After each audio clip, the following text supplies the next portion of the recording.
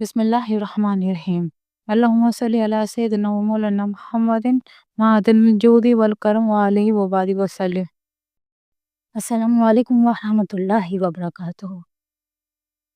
آج نمرود اور حضرت ابراہیم علیہ السلام کا واقعہ بیان کرتے ہیں۔ بابل کا مغرور بادشاہ نمرود بابل کا ظالم بادشاہ تھا۔ علماء کے مطابق دنیا پر 4 بادشاہوں نے حکومت کی، جن میں سے 2 مومن تھے، ذوالقرنین اور حضرت سلیمان علیہ السلام، جبکہ 2 کافر تھے، نمرود اور بخت نصر۔ نمرود نے 400 سال تک حکومت کی، ظلم و تکبر کو اپنا شعار بنایا۔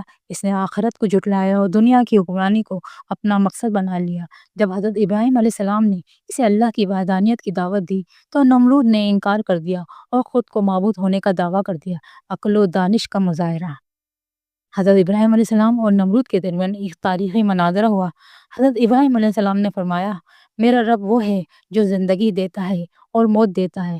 نمرود نے گستاخی سے جواب دیا، میں بھی زندگی دیتا ہوں اور موت دیتا ہوں۔ اپنے دعوے کو ثابت کرنے کے لیے اس نے 2 قیدیوں کو بلوایا، ایک بے گناہ، دوسرا مجرم۔ اس نے بے گناہ کو قتل کرا دیا اور مجرم کو چھوڑ دیا۔ کہا، دیکھو میں جسے چاہوں مار دوں، جسے چاہوں چھوڑ دوں، لیکن یہ کوئی دلیل نہ تھی، یہ صرف ایک مکارانہ چال تھی۔ حضرت ابراہیم علیہ السلام نے پھر ایک ایسی دلیل پیش کی جس کا نمرود کے پاس کوئی جواب نہ تھا۔ اللہ سورج کو مشرق سے نکالتا ہے تو تم اسے مغرب سے نکال کر دکھاؤ۔ نمرود گونگا ہو گیا، وہ جانتا تھا کہ یہ کام اس کے بس سے باہر ہے۔ سورج، چاند، زندگی اور موت پر صرف اللہ کی حکمرانی ہے۔ عذاب الہی۔ نمرود نے اپنی فوج اکٹھی کی اور حضرت ابراہیم علیہ السلام کو للکارا، اگر تیرا خدا سچا ہے تو میری حکومت چھین لے۔ حضرت ابراہیم علیہ السلام نے دعا کی، اے اللہ اس ظالم کو تباہ کر دے۔ پھر نمرود نے اپنی سرکشی کی انتہا کر دی۔ اس نے ایک عظیم الشان مینار بنانے کا حکم دیا تاکہ وہ آسمان پر چڑھ کر اللہ سے جنگ کرے۔ اس کے سپاہی اور غلام دن رات محنت کرتے، مینار اونچا ہوتا گیا اور نمرود کا غرور بھی، لیکن اللہ نے اس غرور کو ذلیل کرنے کا ایک انوکھا طریقہ چنا۔ وہ معمولی سا مچھر۔ ایک دن جب نمرود اپنے تخت پر بیٹھا تھا، ایک چھوٹا سا مچھر اس کے ناک میں گھس گیا۔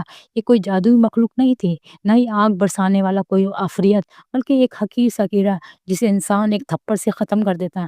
مگر اس مچھر نے نمرود کے دماغ میں گھر کر لیا۔ بادشاہ چیخنے لگا، تخت سے گر پڑا اور درد سے تڑپنے لگا۔ وہ اپنے سر کو دیواروں سے مارتا، لیکن مچھر اندر ہی اندر اس کے اعصاب کو کاٹ رہا تھا۔ اس کی فوجیں بے بس ہو گئیں، اس کے وزیروں نے کوئی حل نہ پایا، حتیٰ کہ اس کے خادم اس کے سر پر جوتے مارنے لگے تاکہ درد کم ہو۔ لیکن دن گزرتے گئے، نمرود کی چیخیں پورے محل میں گونجتی رہیں۔ آخرکار وہی مچھر جسے اس نے کبھی اہمیت نہ دی تھی، اس کے دماغ کو کھا گیا اور دنیا کا سب سے طاقتور بادشاہ اپنے ہی غرور کی وجہ سے ذلت کی موت مر گیا۔